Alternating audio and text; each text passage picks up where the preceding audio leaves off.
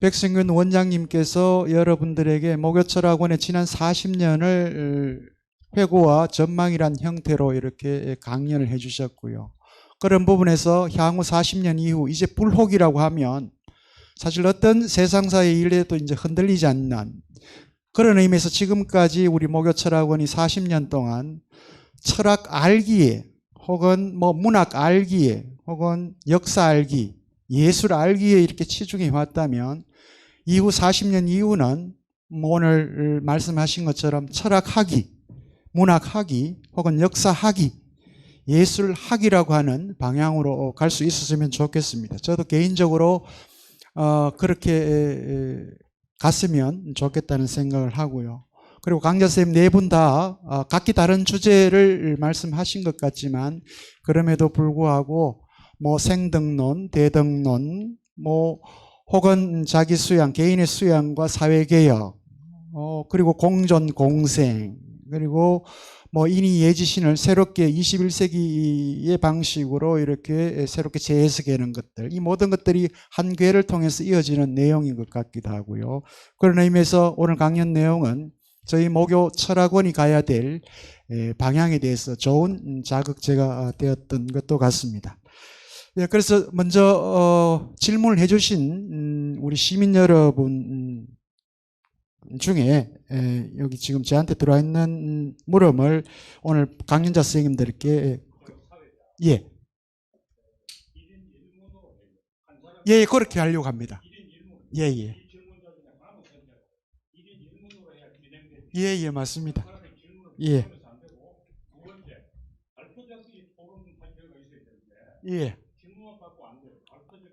알겠습니다. 뭐 시간이 돼야 되는데 먼저 만촌동의 배화열님이 저희들에게 목요철학 40년을 축하드리면서 동시에 7년째 저희 목요철학 입문포럼 참여하고 계신 아주 뭐 열성적인 시민분입니다. 아, 그래요?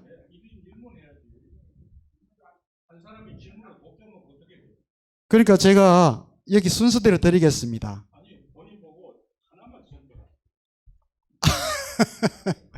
그럴까요? 배화열님 계십니까? 어떤 질문을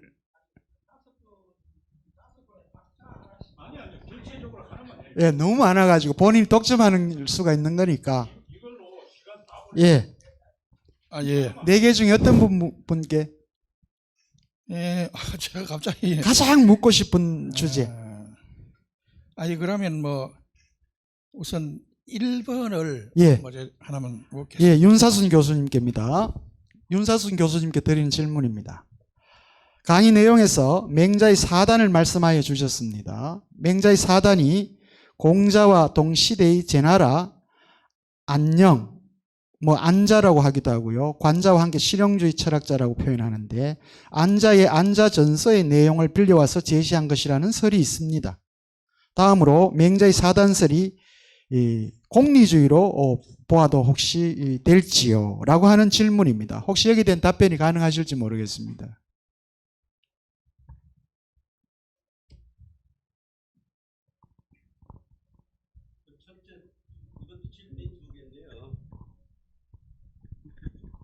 안자의 영향을 받았다고 하는 말은 전해져 내려오지만은 확실한 증거는 없다고 생각됩니다.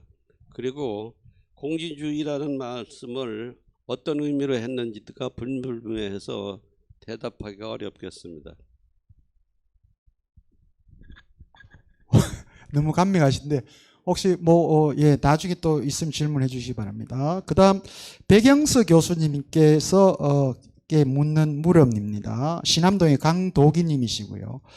백영수 교수님께서 지구촌의 물질 문명의 가치관, 에너지 고갈, 공동체 파괴 등 기존 문명의 폐해를 극복하자는 대한문명운동이 유럽에서 처음 일어난 배경에 대해서 혹시 개략적으로 설명이 가능하신지요? 라고 하는 물음입니다.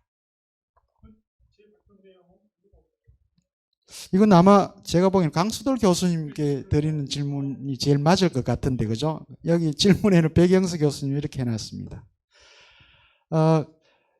그러면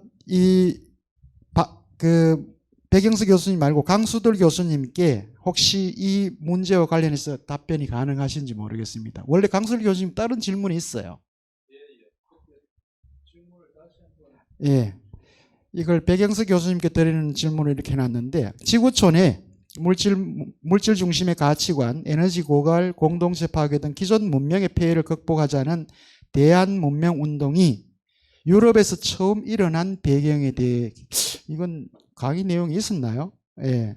개략적인 설명을 부탁드립니다라고 하는, 대한 문명 운동 유럽에서 처음 일어난 배경에 대해서 혹시 설명이 가능하신지요? 라고 하는 물음입니다. 예, 제가 듣기로도 오늘 강의에서 그런 말씀이 없었던 것 같은데, 굳이 유추하자면 아무래도 이제 자본주의가 유럽에서 시작이 되었고, 영국으로 상징되지만 영국만이 아니라 유럽 전체가 이제 산업문명의 그 출발점을 이루었던 셈이죠. 뭐 이러기로는 14세기 이태리 북부 지방에서부터, 그러다가 쭉 이제 나중에 영국까지 가서 산업혁명으로 꽃이 피고, 영국이 이제 아프리카나 아시아로 식민지 개척을 나가면서 전 세계 자본주의로 이제 확장이 되었지 않습니까? 그러다 보니 이 자본주의의 시작이 먼저였던 것과 마찬가지로 자본주의의 모순 문제들도 이런 시기에 경험했기 때문에 거기에 대한 대안운동이 한편으로는 노동자 운동으로 나타났고, 다른 한편으로는 협동조합 운동과 같이 대안운동이 나타나는데, 그게 이제 20세기 들어서는 68혁명을 이제 배경으로 해서 녹색운동, 또 반권위주의 운동, 또 여성운동, 환경운동, 이런 게 결합이 되면서 오늘날 유럽 사회가 이런 대안적인 문명운동의 그 시발점 내지는 그 중심적인 위치를 차지하지 않았나 하고 생각하고요. 또 미국 역시 마찬가지입니다. 유럽뿐만 아니라 미국 안에도 17세기, 8세기 종교를 배경으로 해서 여러분들이 잘 아시는 아미시 공동체와 같이 특정 종교적인 지향성을 띠고 있지만, 그 아미시 공동체를 제가 한번 방문해 본 적이 있는데, 이런 전기 일체를 쓰지 않습니다. 자동차를 쓰지 않고 라디오를 쓰지 않습니다. 마차를 쓰고 말똥을 가지고 걸음을 만들었습니다. 아이들을 일반 학교에 보내지 않고 자체 마을 학교에 보냅니다. 수공업적인 제품을 만들어서 자기들이 필요한 어떤 그를 사기 위해서 자본주의 상품 시장 관계에 참여는 합니다. 그러나 그 문명 전체를 지지하지는 않고 자기들의 필요를 충족하기 위해서 최소한으로만 시장 관계에 관여하더라고요. 그런 걸 보면서 가장 자본주의적인 미국 사회 안에도 이런 대안적인 문명의 싹들이 있구나 하는 걸 제가 느꼈는데, 그런 게 우리나라에도 있죠. 각종 공동체 운동이라든지 대안적인 그 한살림, 우리 대구 한살림이 대구에서 출발했지 않습니까?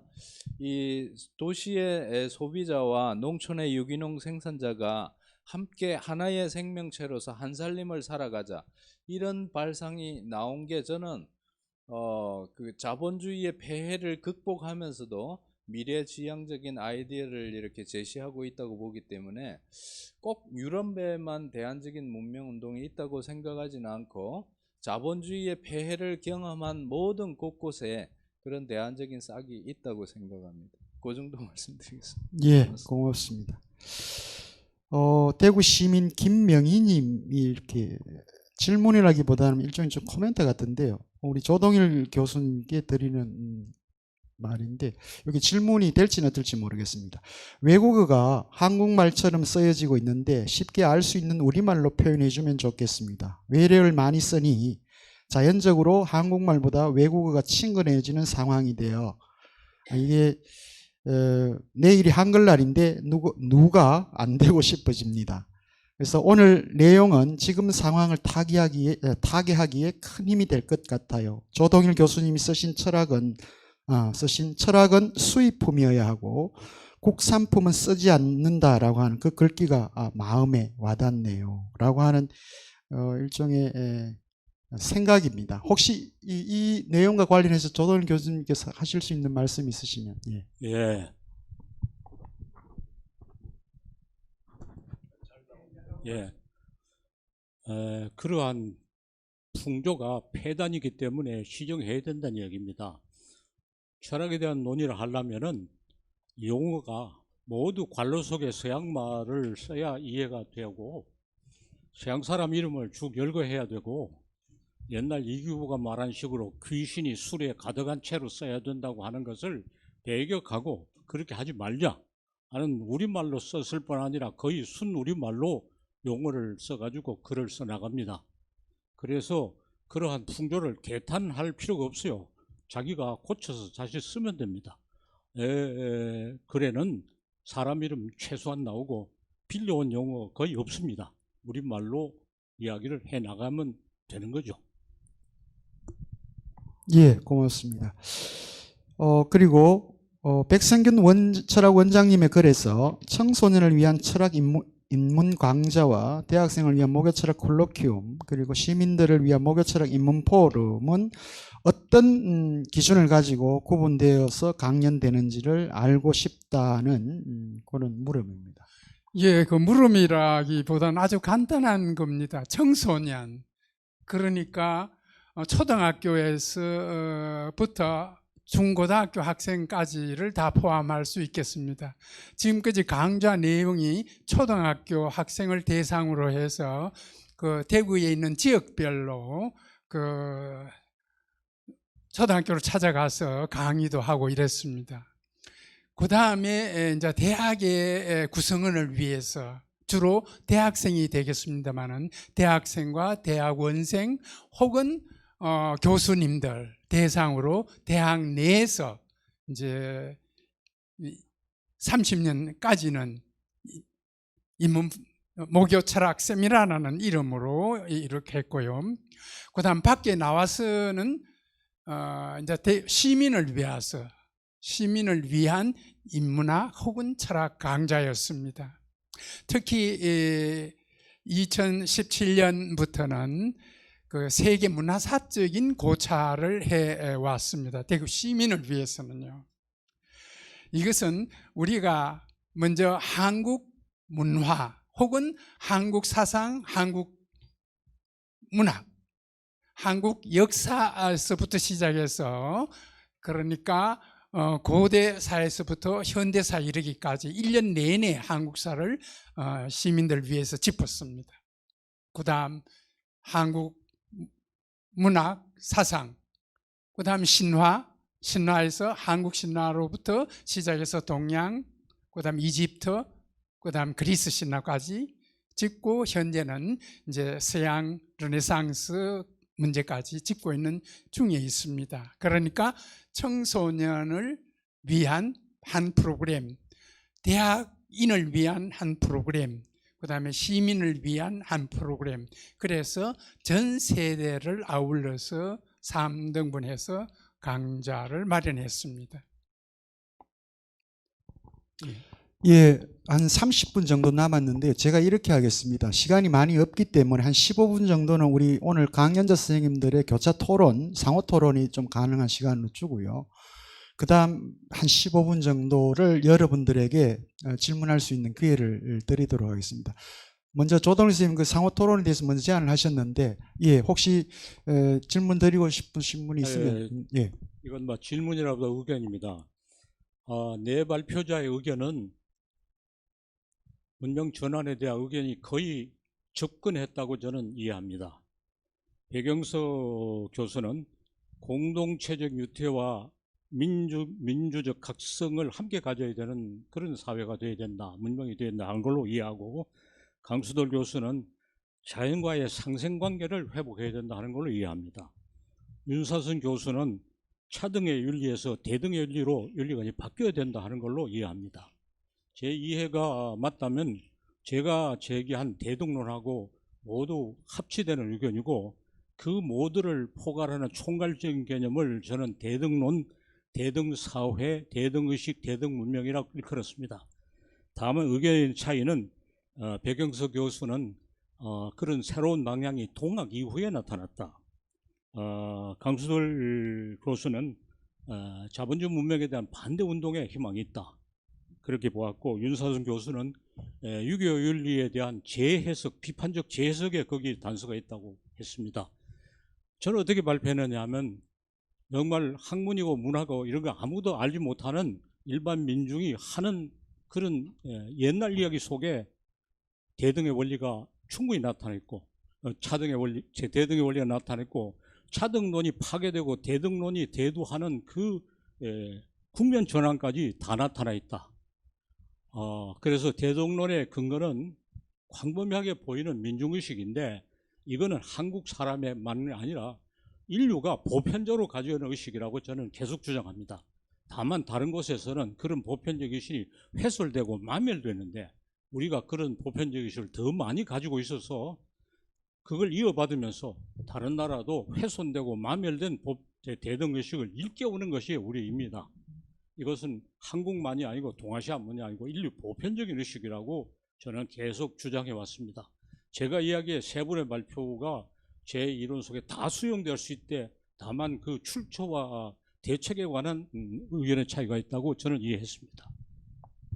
예, 혹시 세 분 중에 조동일 선생님의 이 논지에 대해서 반론을 갖고 계신 분 있으면, 예. 강수돌 교수님 혹시.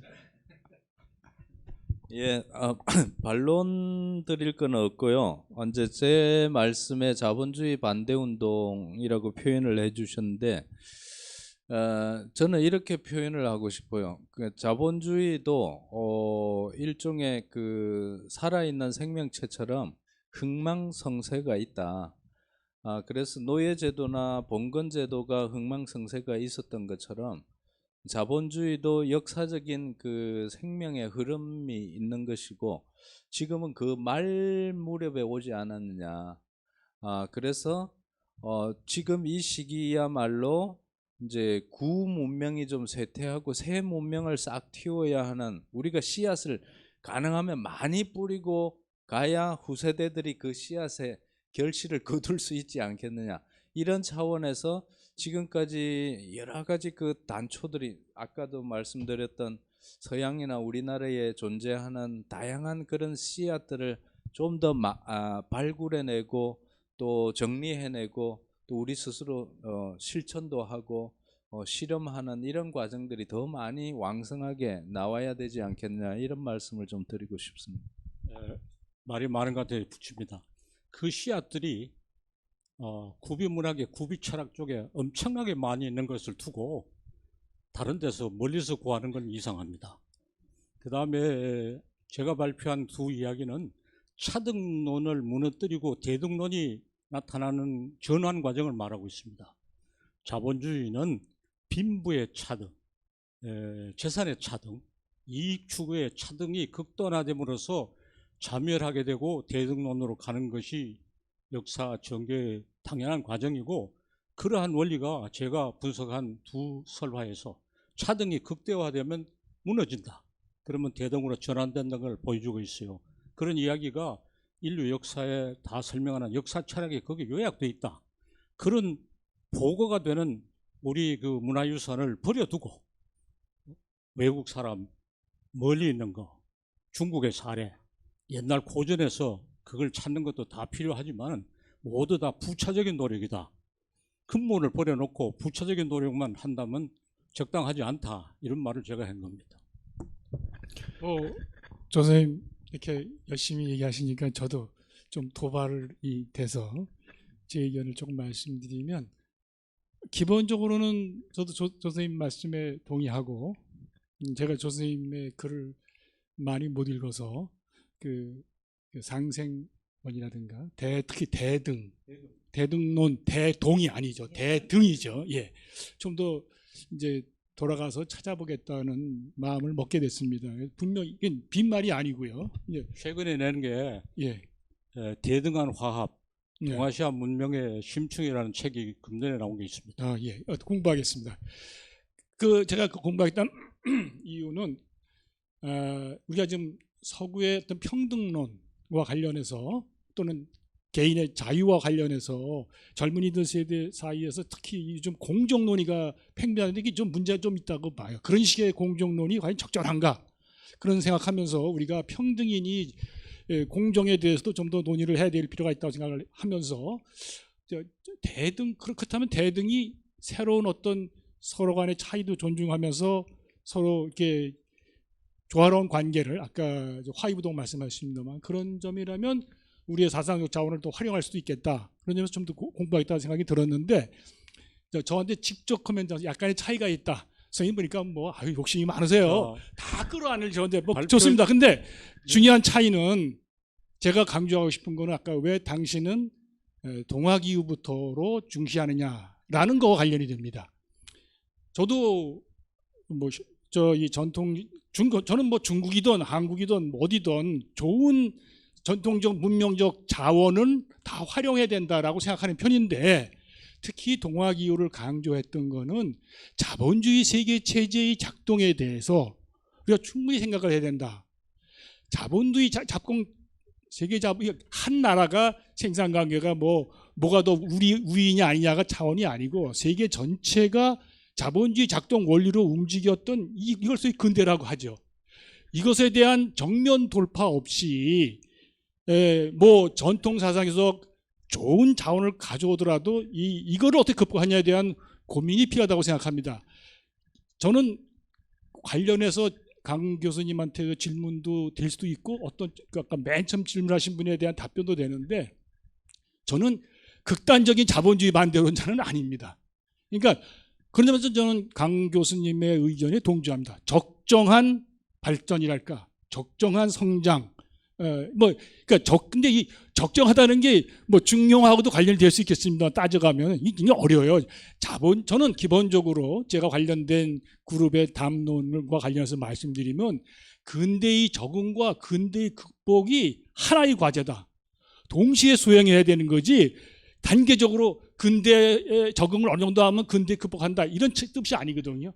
그러니까 이게 적정한 이게 굉장히 어려운 논의 얘기가 될 수 있겠습니다만은 자본주의 경우도 개인이든 국가든 사회든 어느 정도의 자본주의의 단계가 필요하긴 한데 그 처음부터 생길 수 있는 모순을 어떻게 적절히 조절하느냐라는 그 동시 수행하는 과제가 필요하듯이 자본주의의 적정한 발전의 뭔가에 대한 논의가 더 필요할 거다. 그런 생각입니다. 중국 책은 2권을 거론했어요. 모르는 책을 소개해 주셔서 고맙습니다만 왜 한국의 조동일 책은 거론하지 않았는지 그 문제를 가장 깊숙이 다룬 책입니다. 백 선생님 지금까지 학문을 보면 계속 중국 거만 거론해요. 한국 거는 기껏해서 뭐 신문 잡지 이런 거나 거론하지 제대로 된 책을 한 권도 거론 안 했어요. 조동일에 대해서 한 번도 거론한 적이 없어요. 그렇게 말씀하시면 참 재미있는데 선생님은 제가 쓴 걸 뭘 보고 지금 중국 것만 이용한다고? 오늘 발표 내용에 가장 깊숙이 다룬 것이 내 책 대등한 화합입니다. 금년에 나왔고 신문에 어디든 많이 소개되어 있어요.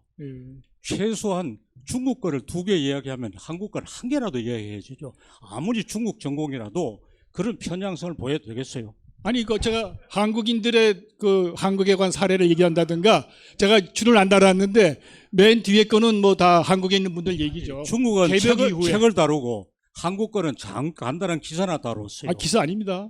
뒤에 후반부 개명에 관한 얘기를 보세요. 왜 내 책을 안 다뤘어요? 그렇게 그게 조선님 특징이시군요. 개성이 그러시군요. 우리 발표를 여러 번 했어요. 항상 상투적으로 조동일을 언급하지 않아요. 윤사순 교수님 혹시 우리 조동일 교수님 유교윤리의 재해석과 관련된 말씀을 언급하셨는데 조 교수께서 그 대동에 관한 책을 보내주셔서 봤기 때문에 질문할 것도 없고 의문이 없습니다. 그런데 이 백성균 교수께서 기조 발표하실 때 마지막으로 로봇 만드는 데 있어서 이 지켜야 할 윤리가 아니고 인간이 만든 로봇 인간에게도 윤리를 적용해야 할 것이다 라고 하는 예측을 하셨는데 그 점에 대해서 조금 더 해주실 말씀이 있는지. 아니, 백승균 교수 원장께서. 예, 저 자신이 거기에 대한 확실한 답은 없습니다. 아직 오지 않는 세계에 대해서 제가 어떤 확실한 답을 드릴 수는 없지만, 아무리 기계가 인간이고 즉 로봇이 이 세상을 지배한다 하더라도 로봇이라는 말 실물이 있기 이전에 인간이 존재한다. 그렇다면 인문학은 존속되는 것이 아니겠냐. 그러나 인문학의 양상은 달라질 것이다. 어떻게 달라질 것인가? 그건 예측할 수 없지만 지금까지는 인간성에 의한 것이었지만 이제 4차 산업혁명을 겪으면서는 뇌과학과 연관되는 인문학, 그래서 상징적으로 저는 마지막에 차가운 인문학이라고 표현했습니다. 차가운 인문학이라는 것은 로봇 시대가 되든, 그러나 로봇 인간이 등장한다 하더라도 지금 지성을 가진 생물학적인 인간은 아니더라도 로봇 인간이라도 인간은 이상 인문학은 존속할 것이다. 그렇다면 강좌 역시 그때도 지속되지 않겠냐, 이런 예측이었습니다. 감사합니다. 예, 혹시 다른 논의가 없으면 제가 플로어에 계시는 분들, 예, 제가 또 이 백 원장께 드리고 싶은 말씀은, 우리가 로봇 인간을 만들 때 입력하는 자료에 인간을 해치지 않도록 설계를 해서 넣는 것까지는 가능하다고 하더라도 이 로봇 인간이 통찰력이 대단하고 자기가 자기 사고로 또 의지를 가지고 할 때 못된 생각이 들어가지고서 이 반란을 일으킬 경우도 있을 것 같은 생각이 들고, 그럴 때는 우리가 요구하는 윤리 적용이 참 어렵겠다. 전 비관적으로 생각했거든요, 이제까지. 근데 이 백 원장께서는 그래도 그때에 가서도 로봇에게도 어떤 윤리를 요구할 수는 있을 거다라는 희망찬 말씀으로 끝나갈래 질문을 했습니다. 30초만 예. 보태고 싶었네요. 백 원장님께서 하신 말씀을 제가 듣다 보니까 최근에 영화를 하나 봤는데 제목이 나의 마더입니다. 혹시 보셨는지 모르겠습니다. 나의 마더 하니까 이상하죠. 마이 마더면 마이 마더지 왜 나의 마더냐. 그때 마더는 보통 명사처럼 쓰이는 로봇의 이름입니다. 근데 이제 이 영화의 배경은 인류 멸망 이후에 인공지능을 잘 설계해 가지고 인간 멸망 이후에 새로운 인간을 생명체를 만들어내는 새로운 시스템을 설계한 내용이거든요. 그러니까 인공지능의 시스템이 진짜배기 우리 살아있는 인간을 만들어내는 프로젝트를 수행하도록 미리 인간이 프로그램을 만들어 놓고 죽어버리는 거예요. 멸망하는 거예요. 그러니까 이제 인류 멸종 이후에 인간 재생 프로젝트인데 그 최고의 마지막 기준이, 그러니까 이 살아남은 인간 중에서도 이 사람이 살지 말지를 판별하는 최대한 그 마지막 기준이 진심으로 사랑하는가, 윤리적인 기준을 제시하더라고요. 그래서 말씀 들으면서 그 영화를 보고 나서 다시 한번 이런 자리를 마련하시면 뭐 제가 없더라도 하여간 철학하시는 분들께서 토론을 하면 훨씬 재미있지 않을까 싶어서 말씀드렸습니다. 예. 뭐 요즘 저희 젊은 철학도들은 뭐 로봇 윤리와 관련해서 또 미국에서 계속 직수입해서 지금 뭐 활발하게 활동을 하긴 하죠. 그러나 아직 여전히 뭐 논의 중일 뿐이고요. 이건 또 우리들 목요철학원에도 맡겨진 과제라고 그렇게 생각을 합니다. 예, 지금 플로어에 계시는 분 중에 아까 우리 회장님 손 드셨는데 짧게 해주십시오. 그리고 어떤 분한테 하는지 분명히 좀 말씀해 주시고요. 조동일 교수님께 묻겠습니다. 오늘 감사합니다. 여러분들도 정말 충격적인 말씀을 해주고 모든 것을 지식을 제가 서당계 3년에 풍을 얻는다고 이 목요 철학 한 돈 10년 되고 나니까네 이 세계적인 이 사조가 다 썼어요. 그러고 백 원장님 하시는 그 일이 시민에게 철학하기를 가르쳤습니다.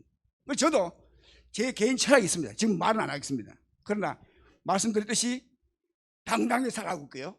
그래서 이 철학을 앞으로 어떻게 끌어갈까를 그 이야기만 좀 해주세요. 조동 교수님은 우리 교수님이 짐을 지고 있는 게 아니라 지금 짐을 벗고 계세요. 그래서 조동 교수님은 민초에서 애를 끌어왔는데 저는 원효라든가 진울이라든가 사명대사라든가 정다산이라든가 이런 사람, 하복이라든가 이런 사람들은 철학 하기를 한 사람들입니다. 저는 볼 때는 철학 읽기만 한 게 참 철학 알기만 한 것이 아니라 철학 하기 한 사람입니다. 그러니까 조 교수님은 그 밑에서는 알지만 우리 대구 시민에 오는 이 철학이 철학학이라고 저는 생각하고 있습니다. 어떻게 생각하시는지요? 그리고 다른 교수는 마찬가지입니다. 앞으로 우리 이 목요 철학이 시민들이 어떤 운동을 제가 목철 그 인문봉사단에 뭐 단원이 있는데 인문봉사단이 시민을 위해서 철학학을 어떻게 실천할까 그 말씀을 한번 해주시면 고맙겠습니다. 각각 말입니다. 예. 우리 그 선인들은 다 철학하기를 했어요. 그런데 서양 철학이 우리나라 들어온 후로 철학하기보다 철학 알기에 너무 몰두하고 있어요. 그것은 두 가지 결함입니다. 서양 근대 문명의 결함이고 그것을 또 피동적인 자세에서 받아들이는 우리의 결함입니다. 두 가지 결함이 합쳐졌죠. 철학하기를 위해서 적극적으로 노력하고 철학하기 결과를 내놓고 반드시 토론해야 된다 그랬어요. 이게 옳다 이렇게 말해서 안 돼요. 철학하기를 내놓고 열띤 토론을 하는 방향으로 목요 철학회가 앞으로 나가기를 바라고 수많은 외국의 인명과 사상을 열거하는 거 아까 말했습니다. 아는 것은 힘이 아니고 짐입니다. 짐을 내려놓아야 자기 이야기를 할 수 있어요. 그래서 앞으로 우리 이 백승균 원장께서는 당신의 철학에 대해서 강의하고 토론하는 날이 빨리 오기를 바라고 오늘 너무 많은 인명과 사상을 열거했기 때문에 노고에 그렇게 많은 짐을 지고 왜 구태여 수고를 하십니까? 하고 물었어요. 현재 지금 이 시점에서 보면 사실 한국, 동양, 서양이 없습니다. 세계입니다.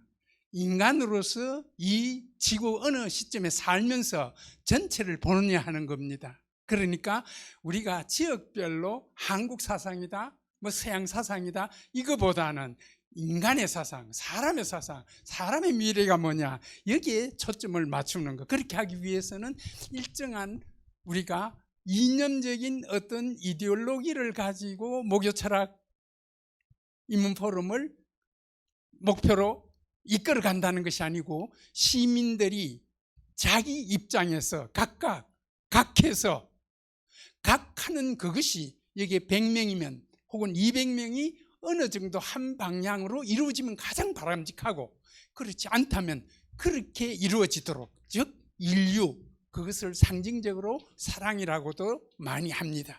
그것이 공통분모를 찾는 데까지 인문 포럼의 방향은 가야 되지 않냐 뭐 그런 생각을 하고 있습니다. 거기에 대해서 두 개 붙이겠습니다. 제가 말한 대등론은 인류 보편적인 의식이고 보편적인 사상이라고 그랬어요. 그 다음에 합의를 기대하지 말아야 합니다. 그래야 자기 이야기를 합니다. 각자 다른 의견을 내놓고 치열하게 토론해야 되지 합의를 본다는 것은 전혀 바람직하지 않다. 백가쟁명으로 나가야 자기 철학을 이야기할 수 있어요. 합의를 기대하지 말아야 된다고 생각합니다.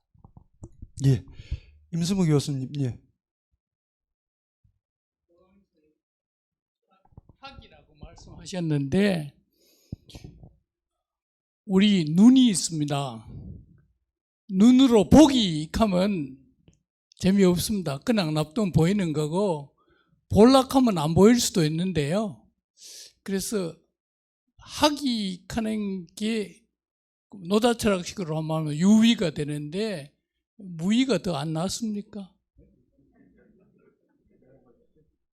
눈으로 볼락하지 말고 그냥 놔두면 다 보이는데 와 자꾸 눈으로 볼락하느냐. 철학은 그냥 나오면 다 하는데 왜 하기를 하느냐. 제가 이 말했어요. 발표 속에서 인생 만사가 다 철학이고 모든 사람이 다 철학하고 있어요. 모든 사람이 다 철학하고 있는 것을 철학 알기를 하는 학자들이 방해하고 있는 겁니다. 그걸 고발했어요. 시간이 이거 죄송합니다만 5분밖에 안 남은 것 같은데 저한테 발언 기회가 없을 것 같아서 아까 강 선생님한테 질문 드린 적정이라는 거에 대한 고민은 뭐 앞으로의 과제 저도 뭐 고민하고 있으니까 되지만 오늘 이 회의 진행이 저 충격적이었어요. 저도 여러 회의 다녔지만 아마 조 선생님 덕인 것 같은데 이렇게 활기 있게 만든 주신 거가 굉장히 자극적이어서 저도 많이 생각해 보게 되는데 한 가지 제가 조동희 선생님이 의도적으로 오해하시는 것 같은데 제가 보시면 알지만 제가 한국 책들을 저는 중국사 연구하면서 한국의 연구 성과, 한국의 사상 자원뿐만 아니라 지금의 논의 과정에서도 굉장히 관심이 많아서 보시면 알지만 신문 기사만 인용한 게 아닙니다. 한국의 중요한 연구업적도 많이 언급했는데 조동희 선생님께 언급이 안 된 거야. 그러니까 그건 뭐 제가 좀 더 공부해 보겠습니다만 그건 뭐 제가 금연하려고 시간 얻은 건 아니고 중요한 거는 제가 지금 말씀드리고 싶은 거는 오늘 저도 아까 지지했던 저도 오늘 역사하다라는 거를 써서 활용했던 사람 입장에서 보면은 이런 모임이 아까 뭐 철학하다라는 시민들의 철학하다 시민 보살이라는 말도 제가 썼습니다만 사회 영성한 시민 보살 되게 했듯이 시민들이 철학자고도 역사하다도 하고 하는 건 중요하다고 봅니다. 제가 말한 역사하다의 가장 중요한 핵심은 모든 게 변한다는 겁니다. 변하는 거고 미래 역사는 집단적으로 만들어내는 거다라는 점에서 그런 의식을 일상생활로 실천하는 거가 중요하다고 이제 보는데 이것이 조 선생님은 토론 100가쟁명의 토론을 강조했습니다만 저는 일정한 훈련이 돼야 된다고 봅니다. 일정한 훈련 없이 남의 책은 안 보고 자기 얘기만 하는 것도 좀 문제가 있다고 봅니다. 일정한 훈련이 돼야 되는 게 전제인데 그거는 간단한 비유를 듭니다. 여기 문학하는 분들도 계십니다만 문학평론가가 뭐냐면 저는 이렇게 이해합니다. 일정한 약간의 훈련을 받은 전문 독자다. 뭐 누구나 다 작품을 보고 이게 좋은 작품이냐 아니냐 평가할 수 있거든요.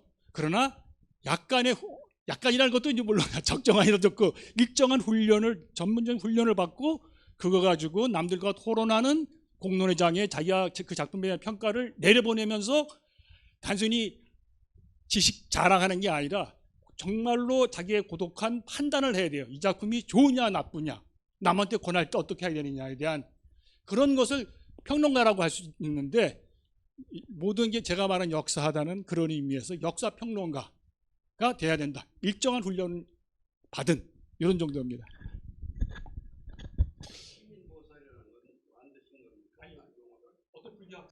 그러니까 제 쪽에서 이제 강수돌 선생님이 제일 앞이죠. 해서 30초씩 마무리. 오늘 저희 인문포럼 40주년 기념 행사와 관련해서 인상기도 좋고요. 혹은 뭐 우리 시민들에게 들려주고 싶은 뭐 말씀도 좋습니다. 한 30분 정도 시간을 쓰시기 바랍니다. 예, 오늘 그 귀한 자리에 함께 하게 돼서 정말 반갑고 감사하고요. 저는 아까도 계속 강조했지만 자본주의 사회 경제 시스템이 우리의 일상생활로 이래 들어와 있기 때문에 거부하거나 다르게 생각하기가 쉽지 않습니다만 코로나 사태로 상징되는 이런 위기가 결코 자본주의 사회 경제 시스템과 무관한 게 아니라는 것을 인식하면서 이거를 넘어서서 생각하는 새로운 싹들, 새로운 실천들 이런 게 좀 더 많이 나오는 계기가 이 계명대 모교 철학에서 새로운 셈이 솟아나기를 바랍니다. 고맙습니다. 네. 제가 말이 많았기 때문에 더 간단히 말하겠습니다. 오늘 이야기된 여러 가지 문제를 저는 대등론이라는 개념으로 포괄하고 지금까지 많은 논의를 해왔습니다. 이 논의에 대해서 좀 더 관심을 가져주시길 바라고 또 이런 회의를 진행할 때 발표자끼리 토론에 더 많은 시간을 배정해 주길 바랍니다.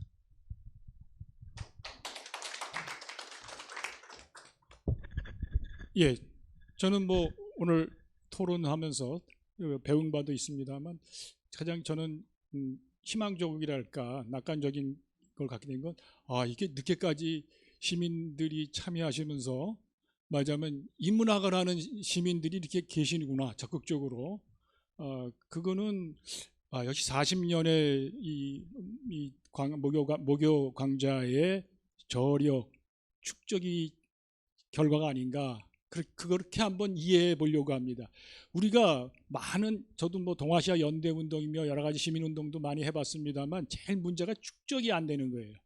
뭐든지 점진적으로 누적되다 보면은 뭔가 변화를 가져올 수 있는데, 그래서 아까 이소성대라는 말도 쓴 것도 그런 뜻입니다. 누적이 중요합니다. 그런 점에서는 계속 누적돼 가시기를 빌겠습니다.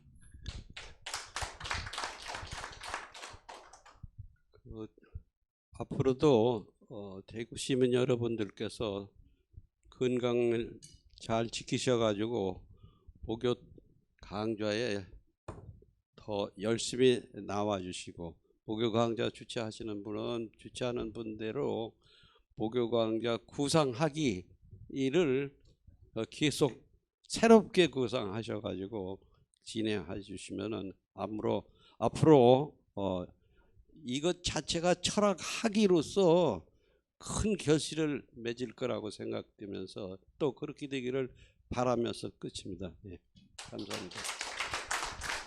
원장님 마무리 멘트 해주시죠. 오늘 네 분의 교수님이 이 자리를 찾아주셔서 정말 원장으로서 감개무량합니다. 지금까지 이런 경우가 한두 번이 아니었습니다만 특별히 오늘은 이 코로나 때문에 그런지는 몰라도 마음이 더욱 생숭했습니다. 우리 바쁘실 텐데 먼 거리를 고려하지 않고 이 자리까지 오신 것 정말 감사합니다. 우리 시민 여러분들이, 특히 대구의 시민 여러분들에 대해서 저는 이제 10여 년을 넘게 경험하면서 보통 곳이 아니다. 옛날에는 대구가 사과의 집산지라 했습니다. 이제는 지식의, 선비의, 정신의 집산지가 대구라고 생각합니다. 모교철학 인문포럼이 시내 처음 나올 때 2011년 4월이었습니다. 그때는 아무도 예측하지 못했습니다. 우리 과 교수님들 모두가 다 반대했습니다. 그런데 개강하는 그날 얼마만큼의 시민들이 참여하실까 하는 것이 실질적으로는 굉장히 저한테도 두려움이 있었습니다. 그런데 그날 250명, 280명이 참석하셨습니다. 정말로 그때의 그 감개무량한 것 지금도 잊을 수가 없습니다. 마지막 말씀으로 지금까지 부족하지만 이 사람이 생각하고 모교철학 인문포럼을 끌고 온 2년 두 가지가 있다면 또 비판받아야 될 것 같습니다만, 사람됨의 가치와 자유함의 가치, 이 두 가지는 놓치지 않으려고 합니다. 감사합니다. 예, 지금까지 긴 시간 동안 모교철학 인문포럼 40주년 기념 행사에 끝까지 참여해 주신 대구 시민 여러분께 먼저 큰 감사의 말씀을 드립니다. 동시에 오늘 이 자리 서울 곳곳에서 강연을 위해서 와주신 우리 네 분의 강연자 선생님, 강연과 토론까지 이렇게 진지하게 여러분들과 함께 소통을 하셨고요. 그래서 오늘 이 자리가 그냥 이 자리 하나 1회씩 행사로 끝나는 것이 아니라 모교철학 인문포럼의 더 지속 가능한 미래를 위해서 한 과정 혹은 디딤돌이 될 수 있도록 더 좋은 강좌를 가지고 시민 여러분들을 이 자리에서 뵙도록 하겠습니다. 예, 쌀쌀하죠. 저녁 때가 되면 벌써 일교차가 심합니다. 감기 조심하시고요. 그리고 다음 주에 다시 773회 이어집니다. 다음 이 시간에도 여러분들 건강한 모습으로서 이 자리에서 뵙도록 하겠습니다. 예, 고맙습니다. 안녕히 돌아가십시오.